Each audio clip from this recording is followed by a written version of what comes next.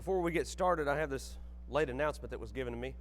Ed McCauley, this is Sharon Blake's nephew, has been given less than a week to live, and the prayers are needed for that family. So that is Ed McCauley, and we will get that on the bulletin, the announcements for the rest of the week. But a few weeks ago here at Arnold, we were blessed to have a marriage retreat. And Neil and Kathy Pollard from the Bear Valley congregation there in Colorado, they were able to come and to speak with us about this wonderful topic of marriage. We also had a couple of great lessons by Shannon and Harold. And I know it was a blessing for all those who were there to be a part of that. And I thought that it would be beneficial for everybody if we took just a little bit of time tonight and we recap some of the things that we learned about. Now, that was a 2-day marriage retreat, so I hope that you're comfortable. Maybe you need to go get your drink of water or something before we get started. But I will try my best in the next 25, 30 minutes, 40. It'll be under an hour, I promise. But I'll try to recap this for us so that maybe those who were there can get a refresher course and remember some of the things that we learned. Some of the folks who weren't there maybe can benefit from it. But I hope by the time we get done tonight that we see that everybody can take something from the things that we learn. There was this idea a couple of weekends ago of building a better marriage. What can we do as husbands and wives, as spouses, as Christians, to strengthen our marriages and make it better? One of the first things we looked at the marriage retreat was this idea of being happy. And Brother Neil pointed out that being happy was a choice. And that's not always something that we think about. But I know that it was beneficial for me to think of it in these terms. Being happy is something that we choose to be. A lot of our emotions are a choice. We can choose to be happy or we can choose to be sad. We can choose how events affect us. And one of the ways that we choose to be happy is we choose to be selfless. Selflessness is something we do that is perfect for us to be happy. Now that's kind of anti the way the world thinks of things, and we need to understand that. The world says for you to be happy, you need whatever it is that you need, and you desire your own personal things, and that's how you get to be happy. The Bible tells us when we want to be happy, we put others first, and we serve others, and we have an agape love, and we're going to talk about that a lot. I hope that you'll notice every one of these things involves selflessness, and that's why we start there. Paul says, wives, submit yourselves unto your own husbands as unto the Lord. For the husband is the head of the wife, even as Christ is the head of the church, and he is the Savior then of the body. Therefore, as the church is subject unto Christ, so let the wives be subject unto their own husbands in everything. Husbands, love your wives, even as Christ also loved the church and gave himself for it, that he might sanctify and cleanse it with the washing of the water and by the blood, not having any spot, that he might present it to himself a glorious church, not having spot or wrinkle or any such thing, but that it should be holy and without blemish. So ought men to love their wives, even as their own bodies. He that loveth his wife loveth himself. No man ever hated his own flesh, but nourished it and cherished it, even as the Lord the church. For we are members of his body, of his flesh, of his bones. For this cause shall a man leave his father and mother, and the two shall be one flesh. Now, we just read that a moment ago, right? That's where marriage started, all the way back in Genesis. This is a great mystery I speak concerning Christ and the church. Nevertheless, let every one of you in particular so love his own wife, even as himself, and see that the wife she reverence her husband. That's that whole section there, and we just read it. Husbands and wives are to love each other the way Christ loves the church and the church loves Christ. It is a selfless, sacrificial kind of love. Jesus died to give himself for the love. Husbands, love your wives that way. You want to be happy in your marriage, choose selflessness and choose contentment. Contentment is a choice that we make. We're either happy with where we're at in life or we are not, and that's a choice that we get to make. Paul said in Philippians 4, but I rejoice in the Lord greatly, that now at the last your care of me has flourished again, wherein you were also careful, but you lacked opportunity.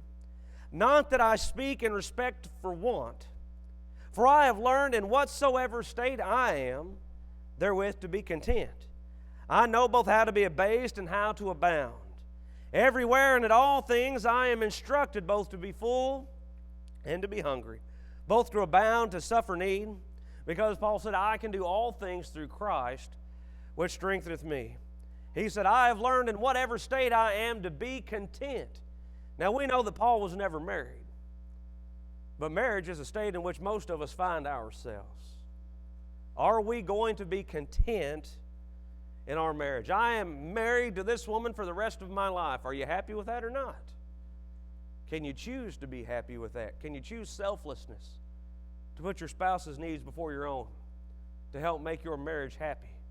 Can you choose to be content in the marriage that you have in order to keep it happy? Not only are we supposed to be happy as one of the keys to a successful building up of our marriage, but we need to be in the habit of being honest through speech and actions. Physically and emotionally, we need to be honest. Honesty is something that's in short supply in the world we live in today. Not everybody wants or desires to be honest. But Paul says, speaking the truth in love, we may grow up in him to all things, which is the head, even Christ. And we're talking about the truth. We're talking about preaching the gospel and speaking it in love in Ephesians 4:15. But we can apply that same mentality to speaking the truth, being honest with folks, and doing that in love. We can be honest with somebody and be hateful about it. And we have to be honest. Honey, does this dress make me look fat? Guys, be careful. It's not all right to lie to her. It's also not all right to tell her the truth and be hateful about it. Well, you know, it's probably not that dress, honey. It was probably that Big Mac you had for lunch, you know. Is there truth to that? Possibly, but now is that how you fellas preach the truth in love when you're speaking to your wives? If you want a wife, guys who are sitting over in this neck of the woods, speak the truth to those folks you date. It works the same way for girls, works the same way for wives. And we laugh and we joke and because we understand the concept. We understand the principle. When it comes to my speech, it needs to be always with grace seasoned with salt. I need to think about my wife's needs and what she needs to hear and how I need to say that in order to convey it properly. There's a book called The 5 Love Languages. Everybody communicates love different ways. Some people communicate love by saying, I love you. Some people communicate I love you by touching and hugging. You know, I communicate my affection towards you. Some people like to have stuff bought for them. Well, if you love me, go out and buy me some flowers and some chocolate and some jewelry. Everybody communicates it differently. When I speak the truth, I need to do so in a way that my wife will understand it, and she will grasp that and take that for what it is. When we speak and when we have discussions, we need to be honest. One of the best ways to harm our marriages or any relationship that we're in is to be dishonest in the way in which we interact with other folks. Honesty is appreciated as long as we treat it in the right way. Now, emotionally honest. Our actions, not just what we say, but how we say it. The way in which we present something. We say one thing and do another, well, we're showing dishonesty, right? Emotionally and behaviorally. Paul said in Romans 12, recompense no man evil for evil. Provide things honest in the sight of all men. Now, if you're supposed to provide things honest in the sight of everybody, that will also include your spouse. And if it be possible, so much as it lies when you live peaceably with all men.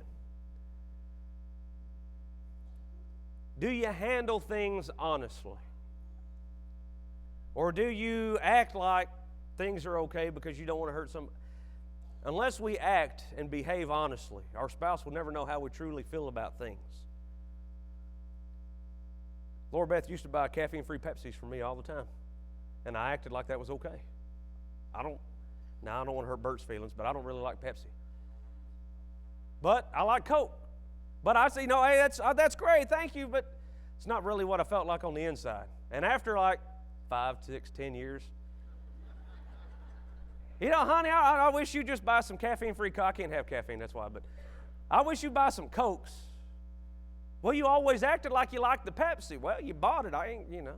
It's in the house. I guess I'll drink it now, you know. But By my actions, I encourage my spouse to continue this behavior for a long time. What are we saying with our actions? She thought I like Pepsi. What other things are we implying that we like or we don't like through our actions and not being completely honest with our spouse? This works the same way with other relationships with friends and family members. How do we talk to one another? We're building up our marriage, but a lot of these things apply to all relationships. How do I get to be a better employee, employer, a better friend, a better brother or sister? How do I get to be better? These are all ways to work on all sorts of relationships, but tonight we're applying these specifically to marriage. We need to choose to be happy. We need to choose to be honest. We need to choose. Now, this doesn't apply to any other. All that stuff I just said is great for the rest of the sermon, except for this part. This part doesn't apply to any other relationship, so take that for what you will there. Being physical. Now, Shannon brought this to us on Friday night of the marriage retreat, and I said we're just trying to condense it all down here. Being physical is something that we must do correctly and consistently. Now, what do I mean by correctly? Let's look at Hebrews 13:4. Marriage is honorable in all and the bed undefiled, but whoremongers and adulterers God will judge. Correctly means that being physically intimate with somebody else only happens in marriage. That's why I said the rest of the sermon can apply to all sorts of relationships, but not this point. When it comes to being physically intimate with somebody, it has to be in marriage, but it's something that should happen. It's something that God has decided should happen in marriage, and is one of the better portions of marriage. But it has to be done consistently, and Paul talks about that in 1 Corinthians 7. He says, now concerning the things whereof you wrote unto me, it is good for a man not to touch a woman. There's a lot of problems in Corinth. They're facing a lot of persecution, a lot of ups and downs there, and if you weren't, engaged to somebody or married to somebody or had those kind of, not balls and chains, but if you had those commitments to somebody else, it could harm your ability to be faithful to Christ. You had all these other things to worry about, so that's why he says that in verse 1. He says, nevertheless, to avoid fornication, let every man have his own wife, and let every woman have her own husband. My wife is mine. I am hers. Let every wife or every husband have their own spouse. And let the husband render unto the wife due benevolence, and likewise also the wife unto the husband. The wife does not have power over her own body. The husband has power over the wife's body. And likewise also the husband does not have power over his body, but the wife has power over his body. Defraud or withhold yourselves not from one another, except it be with consent, and for a time, a small duration, that you may give yourselves to fasting and prayer and coming again, and that Satan tempt you not because you have not been together. A physical aspect of marriage is critical in maintaining a happy marriage, but physical intimacy has to be contained within marriage. And husbands need to remember that the only person who can give pleasure to his body is his wife. The same applies for the wife. That's the husband's responsibility, and we have to take care of those responsibilities. It has to be done consistently, unless it be with consent for a time. And there's stuff that we need to learn there as husbands and wives. Being hardworking. Now we go back to where things can apply to other relationships, but if you want a marriage to succeed, you need to work hard at it. Anything worth doing is worth working at and is worth doing right. We need to keep that in mind when it comes to our relationships. We make the joke all the time of the fellow who said when he got married to his wife, he told her he loved her, and if that changed, he'd let her know. That's not how marriages work. It's not a one-time thing you did when you got married. It's something you work on every single day. You wake up every single day as a Christian and say, I'm going to be a Christian today, and I do the things that are necessary to be a Christian. You wake up every day and decide, I'm going to be married today. What do I need to do to please my wife, to please my husband, to stay married today? If we all had thoughts like that, our marriages would be in much, much better shape. So to be hardworking, we need to avoid the things that hinder us in work. And we all know things that hinder us when we go to work, right? Sometimes it's telephone calls and emails and things that distract us from what's there. what we need to be putting our hands to. Sometimes it's Facebook and other things that, things are distracting to us sometimes. We see shiny things and I'm working, something happens, and now I'm over here and I've lost an hour or two. We know how that works at work. It works the same way at home. Some of the things that hinder us are work. We go to work for 8, 9, 10, 12 hours a day, and we come home and we bring work home with us. For guys, a lot of times bringing work home involves a computer or some paperwork or something. And we sit there, instead of being engaged with the family, we're working. Now, women do that too, but sometimes when women bring work home, it's all the emotional things that come with work, all the drama and the talk. And it's hard. When guys leave work, we generally let go of all that stuff when we hit the door and, we go home. But both women and men are guilty sometimes of bringing work home, and that hinders. Selfishness. I want this. I want that. You didn't give me what I wanted. That can hinder a hard-working marriage. Pride. Our priorities are wrong. We've been to scouts, and we've been to baseball and football and basketball and wrestling, and we've been to this and we've been to that, but it's been 1.5 years since I went on a date with my wife. Those are things that hinder us. Distractions. Keeping secrets from one another. And I'm not talking about what your Christmas present is. I'm talking about bigger secrets. Remember, one of the first keys we talked about in marriage or any relationship is honesty, not keeping secrets. Kids, and the way we parent our kids, those conflicts, all those things hinder us. And when we're hindered, when we're not working together, we get isolated. And we talked about that weekend how 95% of marriages go through periods where one spouse or the other feels isolated. Marriage is about two people becoming one. How does that work out if one of them feels isolated? And they twain shall become one flesh. How can you be one flesh if there's isolation there? Matthew 15 and verse 19, for out of the heart proceed evil thoughts, murders, adulteries, fornication, thefts, false witness, blasphemies. These are things which defile a man. But to eat with unwashed hands defiles not. He's talking about a very specific thing there with the Pharisees. These things defile a man and can certainly defile this marriage. For out of the heart proceed evil thoughts. Out of the heart proceeds murders and adulteries. We talked about this morning, changing the way we think about things. What's in our mind? What's in our heart? How is that affecting our ability to work hard on our marriage? These things that come between us. But what are some things that help us in our marriages? We take action. What's the best way to do hard work? Do it, right? What's the best way to dig a hole in your yard? You grab a shovel, right? And you go out in the yard and you dig a hole. Action, actually. And what's the best way to work on your marriage? To actually start working on your marriage. Not to nag. To think proactively. Talking with one another. You'd be surprised how much good just talking can do. Start dating your spouse all over again. When's the last time you took your wife out on a date, fellas? And I'm not talking about grabbing food on the way home from church. That doesn't count.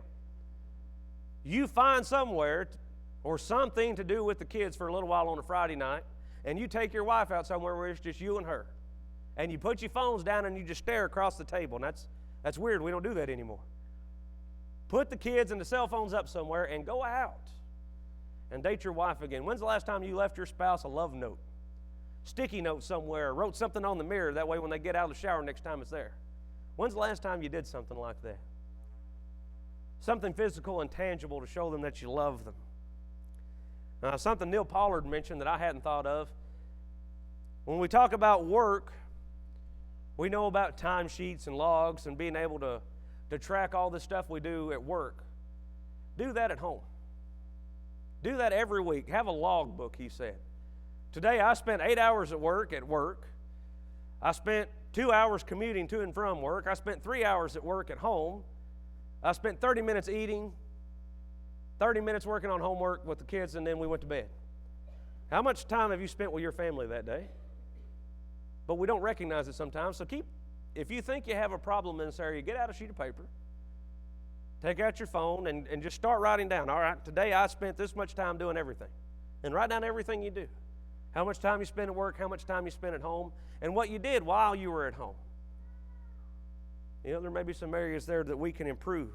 1 Corinthians chapter 12, for as the body is one and hath many members, and all the members of that body, being many, are one body, so also is Christ.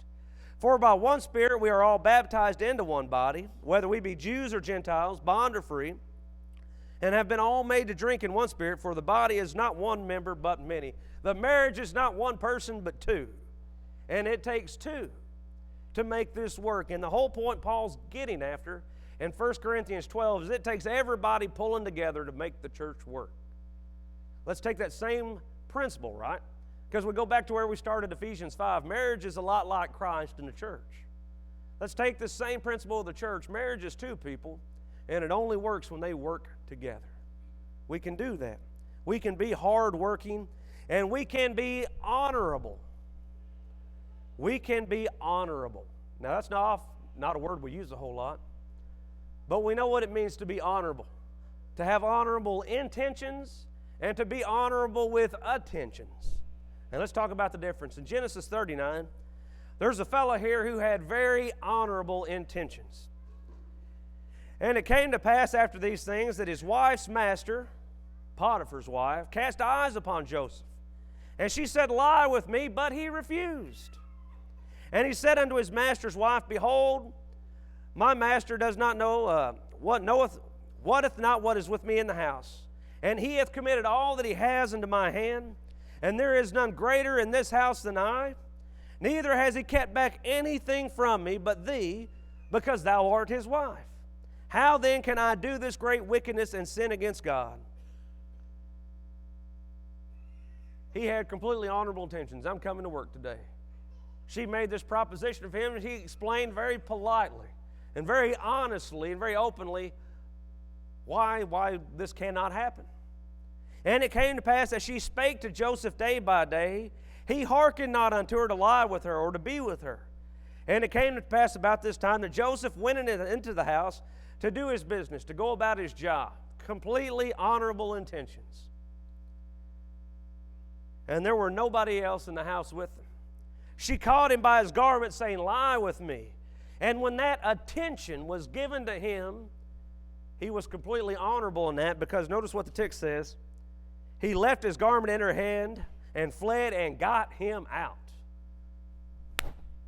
He hit the door running. He had completely honorable intentions when he showed up to work that morning. And when Potiphar's wife did not have honorable intentions, when that dishonorable attention was given to him, he got out.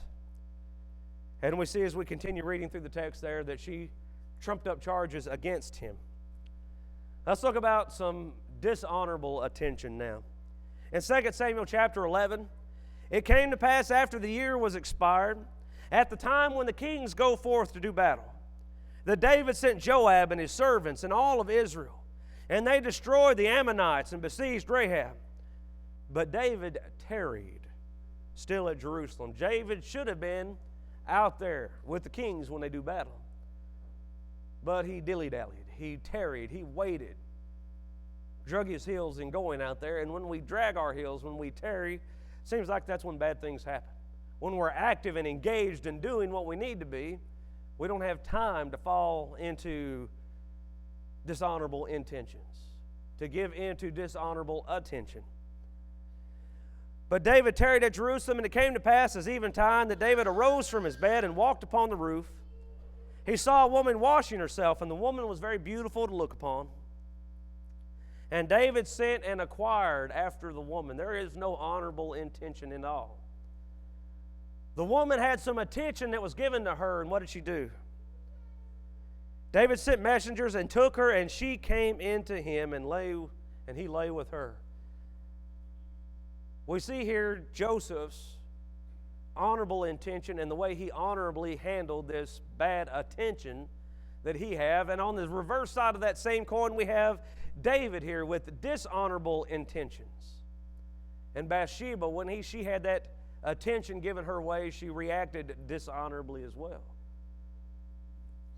When you go to work every day, guys and ladies, what kind of intentions do you have towards your coworkers? We can't control what other people's intentions are toward us, but when they give us that kind of attention that only our spouse should be giving us, how do we handle that? Do we dishonorably begin to flirt and do other things? Or do we honorably withhold ourselves from that attention and try to explain and distance ourselves the way that Joseph did? When it comes to these things and the fact that we behave honorably or not, we're either like Joseph or we're like David. How do we handle those things? How will it help us in our marriages to be honorable and to be holy? We need to have holy thoughts if we are to maintain our marriage. What are some unholy thoughts? We have this idea of consumer mentality that was brought up. I want this, I want that, I want this, I want that. I go to Walmart and I expect them to provide me with the things that I want. They need the products and the services there that I require. What's your marriage going to be like if you approach your wife or your husband that way? Listen here, now this is what I expect and this is what I demand, and I'm the customer and I'm always right. Let's back up, go back to where we started. What's the number one key for a happy marriage? Selflessness. It's not about you. It's what can I do to please my spouse, not what my spouse can do to please me. Some of those unholy thoughts that Neil mentioned at the marriage retreat were pornography, and that's what I want to talk about in Matthew 5. Jesus said, "You have heard it was said of them by old time, thou shalt not commit adultery. But I say unto you that whosoever looketh upon a woman to lust after her hath committed adultery with her already in his heart." Now we need to keep in mind that this is not what Jesus is talking about in Matthew 9 when it comes to divorce. Lusting and the viewing of pornography is not something that would cause us to have a scriptural divorce, though some try to force that today. Pornography is a huge problem in this country, and it's getting worse, and it affects not only men, but it's affecting more and more women every year as we become a much more sexually charged culture. And it affects men and women differently, and I want to throw this out there so that we're thinking about how we can combat this. Whosoever looketh upon a woman to lusteth after her. When men have these thoughts, it's images. It's pornography the way we think about pornography. It's magazines and movies and websites. When women think about pornography, it's words. It's books like 50 Shades of Grey, national bestseller. Who's buying that? Women are buying that. That's the way that their mind processes these kind of negative images. If you have this in your mind, it will oftentimes lead to physical actions that are causes for divorce, adultery, fornication. How can we have holy marriages, sanctified unto God, where we grow closer together and closer to God if we have this stuff running through our head? These bad images, this consumer mentality where this is what I want and I expect to receive it. What about unholy speech and conduct? Outbursts of anger, lying. Well, we shouldn't get mad and have outbursts of anger, and I understand that. And we shouldn't lie, right? Because we've already talked about being honest. But Brother Neil mentioned something that I hadn't thought about in this context. Unholy conduct and speech in our marriage is flattery. I always thought that was interesting. We'd have somebody come through the school of preaching, and they'd get up and speak, and somebody would introduce them or get up after they spoke and just, well, we're glad brother so-and-so is here. He's one of the greatest preachers and blah, blah, blah, blah, blah. And somebody'd always get up and say, well, flattery is the greatest form of insincere praise there is. You ever stop and think about what flattery is? It is insincere praise. If I am flattering somebody, that means I'm telling them good things about them that I don't believe about myself, right? Oh, you are the prettiest thing I've ever seen. And in my head thinking, well, no, you're not, but this will make me real. It's lying, right? Flattery is lying. You're saying things that you don't believe to build up somebody's self-confidence or esteem or to make them feel better about you. Sometimes I want to tell my wife positive things about her, but I want to do so that are true. So unholy conduct and speech, things we recognize, anger and fighting and dissension and lying. Well, it's also things that we don't maybe think about, like flattery. Holy conduct is the golden rule. It's godly love. Look at Matthew 7 and verse 12 first. Therefore, all things whatsoever you would that men should do to you, do ye even so to them, for this is the law and the prophets. And if you can do that to everybody else, then you can do it to your spouse. It can help you in your relationship with your friends, with your folks at work. Treat everybody, including your spouse, the way that you want to be treated. And when it comes to love, love suffers long and is kind. Love does not envy. Love does not vaunt itself up and is not puffed up. Love does not behave itself unseemly. Love does not seek her own. Love is not easily provoked. Love thinketh no evil. Love does not rejoice in iniquity. Love rejoices in the truth. Love bears all things, believes all things, hopes all things, endures all things. Love never fails. That's what we learned about in the marriage retreat. For recap, the keys to building up a successful marriage are it's being happy, it's being honest, it's being physical, it's being hardworking, it's being honorable, it's being holy toward one another. Now, Harold on Saturday morning said that there were stages of marriage, and I briefly want to give you these. He says the first stage of marriage is the honeymoon. There is a lot of intensity there. There is a lot of idealism there. There's a lot of indulgence. Oh, it's all right. I just love them so much. Infatuation, intense feelings of being happy. And ignorance. We just kind of observe the Passover on all their faults. It's just so wonderful. But after a year or two or three, we move past this honeymoon stage, and Harold says the next stage of marriage is the party's over. He doesn't feel real good about the stage of marriage, I don't think. But he said the things that characterize stage 2 of marriage are dullness. It's the same old thing every day. There are disagreements. Because there are disagreements, there is defensiveness. I can't believe she said that. We know how it goes. There is disapproval. They just can't do anything right. And disappointment. What have I gotten myself into? Most marriages are only 2-stage marriages. When Harold was talking about these stages of marriage, I'm a space nut. I like NASA and I like space exploration.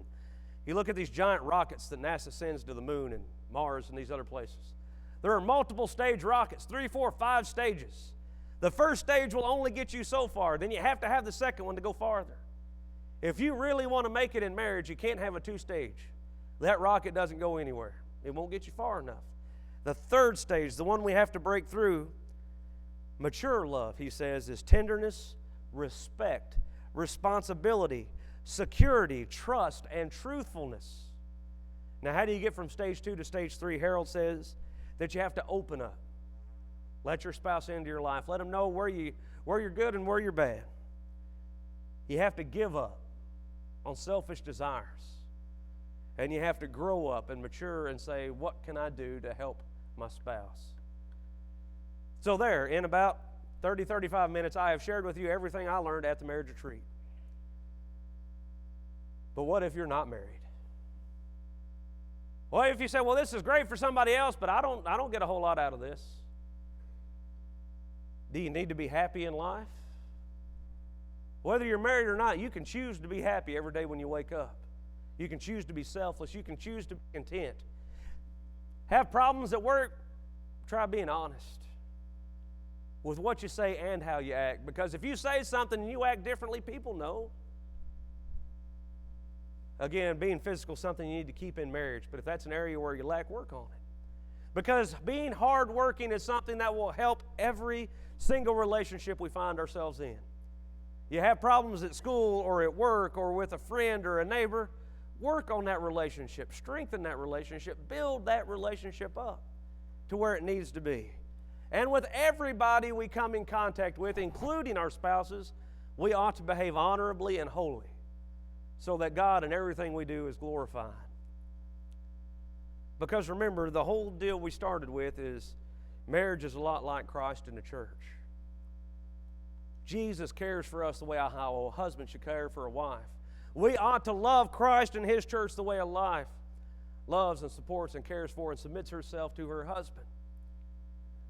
That's a careful, wonderful, loving, tender relationship. And if you don't have that relationship with Christ, if you're not part of the bride of Christ, which is His church, there's a wonderful opportunity for you tonight here in just a minute when the invitation's extended for you to come and to do that.